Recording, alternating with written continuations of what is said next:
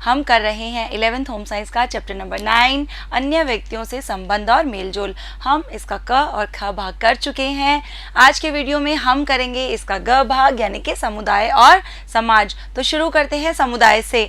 देखिए, जो मनुष्य है, मानव है, वो एक सामाजिक प्राणी है, सोशल एनिमल है।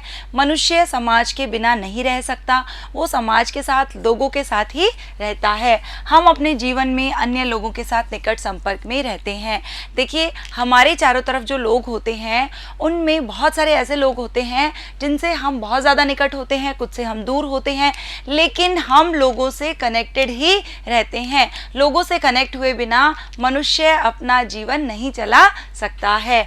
जन्म के बाद मानव शिशु सभी स्तनपायी जीवों के नवजात शासकों में सबसे अधिक पराश्रित होता है और उनकी तुलना में अधिकतम समय तक ही ऐसा बना रहता है। बच्चों, कहने का आशय ये है कि जितने भी मैमल्स होते हैं, जितने भी स्तनपायी जीव होते हैं, उनके जो बच्चे होते हैं उनमें सबसे अधिक जो डिपेंडेंट होता है, जो दूसरों पर निर्भर होता है, वो होता है मानव शिशु यानी मनुष्य का बच्चा। और किसी जानवर का बच्चा इतने लंबे समय तक किसी और पे डिपेंड या निर्भर नहीं रहता, वो बहुत जल्दी इंडिपेंडेंट हो जाता है। लेकिन मनुष्य का जो बच्चा है, मानव जो शिशु है, वो कम से कम 3-4 साल तक अपनी किसी भी क्रिया के लिए अपने पेरेंट्स पे या किसी और पे डिपेंड रहता है। आपने देखा होगा, बच्चों को बहुत लंबे समय तक पेरेंट्स की या किसी और की ज़रूरत पड़ती है कि वो अपनी क्रियाएं खुद से कर सकें। निर्भरता की इस अवधि के दौरान देखभाल करने वालों और शिशु के बीच घनिष्ठ अंतःक्रियाएं होती है। तो देखिए, जब वो शिशु 3-4 साल या 5 साल या 6 साल जब तक वो दूसरों पर निर्भर रहता है, तो जो लोग उसकी देखभाल करते हैं, फिर चाहे उसके मम्मी पापा हैं, दादा दादी हैं, पड़ोसी हैं, भाई बहन हैं, चाचा चाची हैं, कोई भी हैं, जो भी लोग उसकी देखभाल कर रहे हैं और जो शिशु है, उनके बीच में इंटरेक्शंस होती हैं और वही जो घनिष्ठ अंतःक्रियाएं होती हैं वो उसके विकास के लिए और भविष्य के लिए नींव रखती हैं। यानी शिशु ये सीखता है कि केयर कैसे करते हैं, एक दूसरे की मदद कैसे करते हैं, एक दूसरे के साथ सहयोग की भावना क्या होती है, हमें कैसे दूसरों के साथ व्यवहार करना है। ये सारी क्रियाएं वो बचपन से ही सीखना शुरू कर देता है जब वो दूसरों पर निर्भर होता है। और यही अंतःक्रियाएं उसके भविष्य की भी नींव रखती हैं और उसके जो स्टार्टिंग ईयर्स है, जो उसका आरंभिक काल है, उसमें डेवलपमेंट में सहयोग देती हैं। मिलनसारिता मानव का एक सहज गुण है। देखिए, ऐसे लोग जो मिलनसार नहीं होते वो फिर निराशा की ओर जाते हैं। क्यों? क्योंकि उनके साथ बात करना, उनके साथ बैठना, उनके साथ रहना कोई पसंद नहीं करता है और ना ही वो पसंद करते हैं दूसरों के साथ रहना, बैठना और पसंद करना। इसलिए उनके जीवन में अकेलापन आ जाता है। जब अकेलापन आता है तो अपने साथ निराशा को और अंधकार को भी लेकर आता है। हमें अन्य लोगों के बीच अच्छा लगता है रहना, हम दूसरों को सुनकर, हमारे बारे में उनकी प्रतिक्रियाएं देखकर अपने बारे में अपनी राय बनाते हैं। कहने का आशय ये है कि जब हम दूसरों के साथ रहते हैं तो हमें पता चलता है कि लोग हमारे बारे में क्या कहते हैं। वे हमें हमारे बारे में बताते हैं, हम सुनते हैं हमारे बारे में जो लोगों का रिएक्शन होता है उससे हम खुद के लिए अपनी राय बनाते हैं। कहने का आशय ये है, हमें कब पता चलता है कि हम अच्छे हैं या बुरे हैं? जब लोग हमारे साथ अच्छा व्यवहार करते हैं, हमें पसंद करते हैं, हमें प्यार करते हैं, हमें सहयोग करते हैं, तब हम अपने बारे में राय बनाते हैं कि मैं अच्छा हूँ, मैं दूसरों को प्रेम करता हूँ, इसलिए मुझसे सब प्रेम करते हैं, सब मेरा सहयोग करते हैं, मैं भी ये सहयोगी हूँ।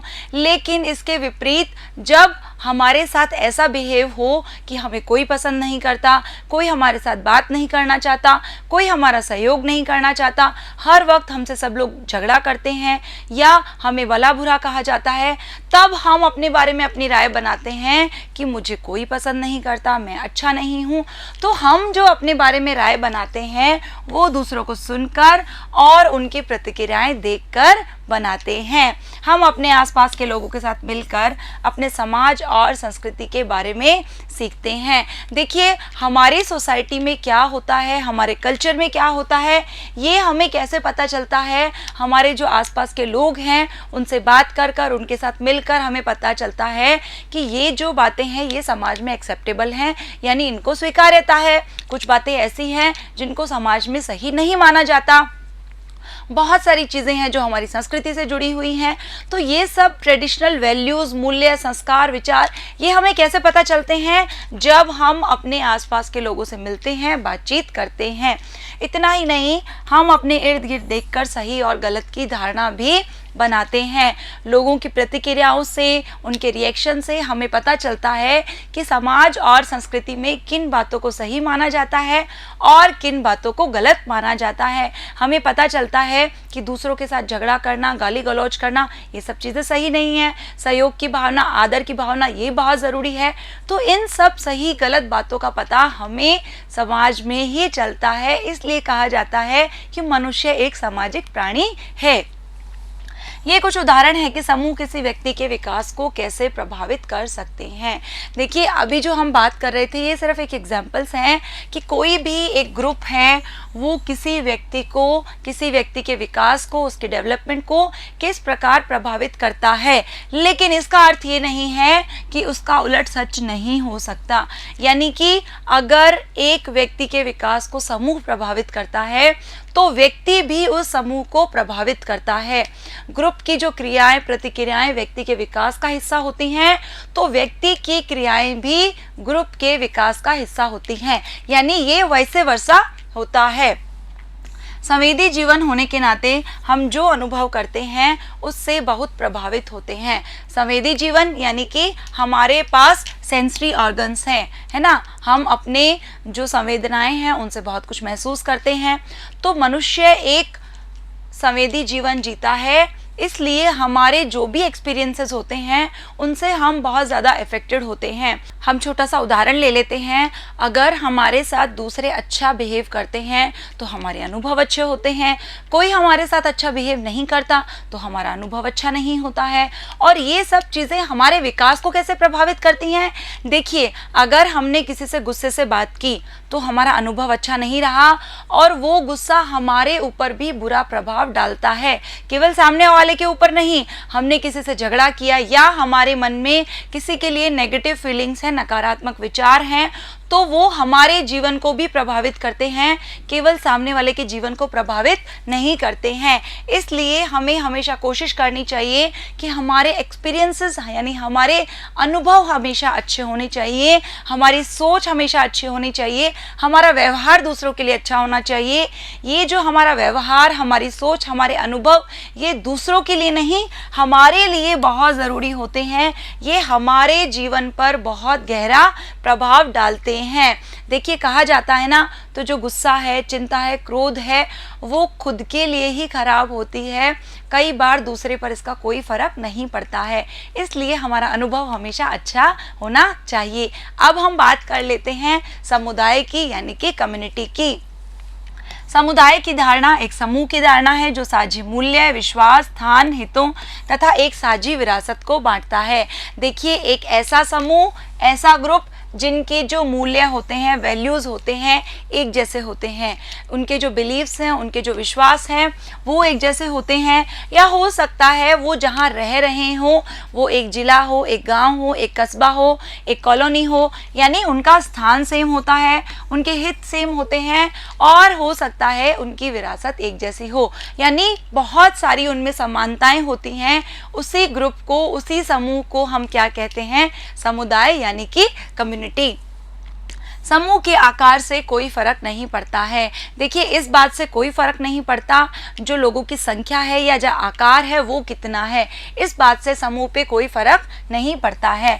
समुदाय लोगों का एक छोटा समूह भी हो सकता है, यानी एक छोटा सा ग्रुप है उसे भी हम कम्युनिटी कह सकते हैं, और एक इतना बड़ा ग्रुप जिसमें अनगिनत लोग हैं जिन्हें हम नहीं काउंट कर सकते, उसे भी हम समुदाय यानी कि कम्युनिटी कह सकते हैं। ऐसा छोटा ग्रुप जिनकी कोई साझी गतिविधि हो या लोगों का कोई भी समूह जो एक बार केवल टेम्परेरी किसी पर्पस के लिए, किसी उद्देश्य के लिए एक साथ इकट्ठे हुए हों, उसे भी हम समुदाय यानी कम्युनिटी कह सकते हैं। हम इसका छोटा सा एग्जाम्पल ले लेते हैं कि इंटरनेट पर केवल चैटिंग के लिए अगर कोई ग्रुप है उसे भी हम समुदाय कह सकते हैं, कम्युनिटी कह सकते हैं। मैदान में नियमित खेल खेलने के लिए एकत्रित होने वाले बच्चों का समूह, कुछ बच्चे जो फिक्स टाइम पर या लगभग सेम टाइम पर एक मैदान में खेलते हैं, कोई स्पोर्ट्स है उसे देखते हैं, तो उसे भी हम एक समुदाय या कम्युनिटी कह सकते हैं। समुदाय शब्द का प्रयोग उन लोगों का उल्लेख करने के लिए भी किया जाता है जो किसी साझे क्षेत्र में रहते हों और साझे परिवेश को बांटते हो सकता है उन लोगों का आपस में इंटरेक्शन नहीं हो, वो लोग एक दूसरे को नहीं जानते हो, लेकिन वो केवल एक क्षेत्र में रह रहे हो और एक परिवेश में रह रहे हो, उसे भी हम समुदाय या कम्युनिटी कहते हैं। बच्चों, इसे बहुत अच्छे से समझिए क्योंकि आपसे छोटे छोटे एग्जाम्पल्स एग्जाम्स में पूछे जा सकते हैं। इन साझे लक्षणों के कारण समुदाय के सदस्य एक दूसरे के लिए महत्वपूर्ण होते हैं, फिर चाहे वो इससे अवगत हो या ना हो। देखिए, हमें चाहे पता हो या ना पता हो, लेकिन बहुत सारे यही लक्षण हैं जिनके कारण समुदाय का हर व्यक्ति उस ग्रुप के लिए इम्पॉर्टेंट होता है। कई बार हमें पता भी नहीं होता कि हमारी जो इम्पोर्टेंस है कम्युनिटी में, समुदाय में क्या है। देखिए, अगर लोग नहीं हैं तो समुदाय का भी कोई अर्थ नहीं है। इसलिए लोगों से मिलकर ही जो समुदाय है, कम्युनिटी है, वो बनती है। समाज या सजातीय समूह शब्द का आशय भी वही साझी वास्तविकता है जो समुदाय का अर्थ है। देखिए, ये जो कुछ शब्द हैं, अगर हम आम तौर पर बात करें तो इन्हें हम आपस में एक दूसरे की जगह पर यूज़ कर लेते हैं या प्रयोग कर लेते हैं। सामान्य बोलचाल में या आम भाषा में हम इन तीनों को एक ही मानते हैं। प्राचीन काल से मानव समूहों में रह रहा है। देखिए, हम अगर हमारे पुराने समय की बात करें, हमारे एंशियंट टाइम की बात करें, तो जो मनुष्य है हमेशा से ही समूहों में यानी कि ग्रुप में रहता है, जहां काम, भोजन, आश्रय, बच्चों की देखभाल और अन्य गतिविधियां दूसरे लोगों के साथ बांटी जाती है। देखिए, हम बात कर रहे हैं पहले समय की, तो पहले ना ही इतनी सुविधाएं थी, ना ही इतने साधन थे रहने के, खाने के, पीने के। तो उस समय जो मनुष्य थे एक साथ रहते थे, अपना भोजन तलाशना, एक साथ अब उनको जिम्मेदारियों को बांटना, बच्चों की देखभाल, ये सारी चीज़ें एक साथ करी जाती थी। इसलिए बहुत पुराने टाइम से यानी सदियों से जो परिवार है वो एक चिरस्थायी समूह के रूप में बना हुआ है, यानी कि हमेशा से ही परिवार एक साथ रहता है और इसे हम एक ग्रुप कहते हैं, इसे भी हम एक कम्युनिटी कहते हैं। तथापि परिवार से बाहर के व्यक्ति भी लोगों के जीवन में बहुत महत्वपूर्ण योगदान प्रदान करते हैं। देखिए, हमारा जो समाज है, हमारे जो पड़ोसी हैं, हमारे जो रिश्तेदार हैं, हमारा फ्रेंड सर्किल है, ये सब हमारे परिवार से बाहर होते हैं, लेकिन ये लोग भी हमारे जीवन में बहुत महत्वपूर्ण भूमिका निभाते हैं। फिर चाहे हम सकारात्मक पक्ष कहें या नकारात्मक पक्ष कहें, ऐसे लोग भी आपके जीवन में महत्वपूर्ण भूमिका निभा सकते हैं जिनसे कभी आप मिले ही नहीं हैं। ये बिल्कुल सच है कि जाने अनजाने में बहुत सारे लोग हमारी लाइफ को अफेक्ट करते हैं जिनसे शायद हमारा कभी मिलना नहीं हुआ है। एक तरह से किसी देश में रहने वाले लोगों को और वस्तुतः संसार के लोगों को भी एक समुदाय माना जा सकता है। बच्चों, अच्छे से समझ लीजिए कि कम्युनिटी का अर्थ कितना व्यापक है, यानी ऐसे लोग जो एक देश में रह रहे हैं वो भी एक समुदाय है। इतना ही नहीं, अगर हम किसी भी एक बात को ले लें तो जो पूरे संसार के लोग हैं उन्हें भी हम समुदाय मानते हैं, इतना व्यापक होता है। उदाहरणतः हम अब एक इसको छोटा सा एग्जाम्पल ले रहे हैं कि अगर हम ग्लोबल वार्मिंग की बात करें, भूमंडलीय तापन, इसी को हमने इंग्लिश में कहा है बच्चों ग्लोबल वार्मिंग। आप इंग्लिश में लिख लीजिए क्योंकि कई बार हम हिंदी में कंफ्यूज हो जाते हैं, है ना। अगर हम ग्लोबल वार्मिंग की बात करें कि उसके क्या क्या इफ़ेक्ट हैं, क्या हानियां हो रही हैं, क्या लाभ हो रहे हैं, दुनिया के लिए ये कैसे परेशानी का कारण बन सकती है, अगर हम इस बारे में डिस्कशन करें तो हम एक समुदाय के रूप में संसार के लोगों पर सामूहिक क्रिया के प्रभावों पर चर्चा कर सकते हैं। यानी कि ये जो ग्लोबल वार्मिंग है ये किसी एक देश का मुद्दा नहीं है, किसी गांव का, किसी कॉलोनी का या किसी राज्य का मुद्दा नहीं है, ये पूरे संसार के ही चर्चा का विषय है। तो अगर अब हम इस विषय पर चर्चा करते हैं तो पूरे संसार के लोग ही एक समुदाय के रूप में माने जाएंगे। एक देश के नागरिकों की सरकार, संविधान और अर्थव्यवस्था साझी होती है। देखिए, हम किसी देश में रहते हैं तो हम वहाँ के जो जितने भी उस देश के लोग हैं, हमारी इकोनॉमी, हमारी जो गवर्नमेंट है और हमारा जो कॉन्स्टिट्यूशन है वो भी सेम होता है। तो इस तरह से भी हमारा एक समुदाय है। क्यों? क्योंकि मैंने आपको बताया था ऐसा समूह जो किसी एक बात में साझे हों या एक से अधिक बात में। तो अगर हमारी सरकार सेम है, हमारा संविधान सेम है, हमारी अर्थव्यवस्था सेम है, हम इतनी सारी चीज़ों को साझा कर रहे हैं, बांट रहे हैं उनमें, और हम में समानताएं हैं, तो हम उसे क्या कहेंगे? एक समुदाय कहेंगे। इस प्रकार जो समुदाय है लोगों के किसी समूह की एक निरपेक्ष धारणा है जो किसी एक साझे अभिलक्षण तक सीमित नहीं है। यानी कि इसका जो अर्थ है, इसका जो दायरा है वो सीमित नहीं है। समाज विज्ञान में समुदाय और समाज पदों के अर्थ में थोड़ा अंतर है।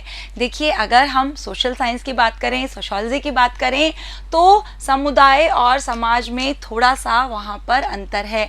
आम भाषा में इसमें कोई अंतर नहीं है, लेकिन समाज विज्ञान में इनमें अंतर है। अगर हम समाज की बात करें तो ऐसा मानव समूह एक ऐसा विशाल ग्रुप है ये जिसमें एक निरपेक्ष संकल्पना है। लेकिन वहीं अगर हम समुदाय की बात करें तो समुदाय के लोग हैं वो समाज की तुलना में आपस में एक दूसरे से अधिक संबंध, एक यूनिट है, अधिक संबंधित एक इकाई है। परिवार और रिश्तेदारी समुदायों के उदाहरण हैं जिनमें बड़ी मात्रा में साझा ज्ञान और अनुभव और विश्वास और मूल्य होते हैं। देखिए, जो फैमिली है, जो रिलेशनशिप है, इसे हम समुदाय के उदाहरण के रूप में लेते हैं। बच्चों, आपसे पूछा जा सकता है जो परिवार है वो समुदाय का उदाहरण है या नहीं है? तो बिल्कुल सही बात है। हमारे जो परिवार है, हमारे जो रिश्तेदारी हैं, वो आपस में बड़ी मात्रा में एक जैसा ज्ञान, अनुभव, विश्वास और मूल्य आपस में बांटते हैं। हमारी संस्कृति सेम होती है, हमारी वैल्यूज़, हमारे बिलीव्स, बहुत सारी चीज़ें आपस में समान होती हैं। इसलिए परिवार और रिश्तेदारी को एक समूह माना जाता है। सो स्टूडेंट्स, ये था हमारा टॉपिक कम्युनिटी यानी कि समुदाय। अगले वीडियो में हम बात करेंगे समुदाय के प्रकार की। तो मिलते हैं अगले वीडियो में, तब तक के लिए थैंक यू।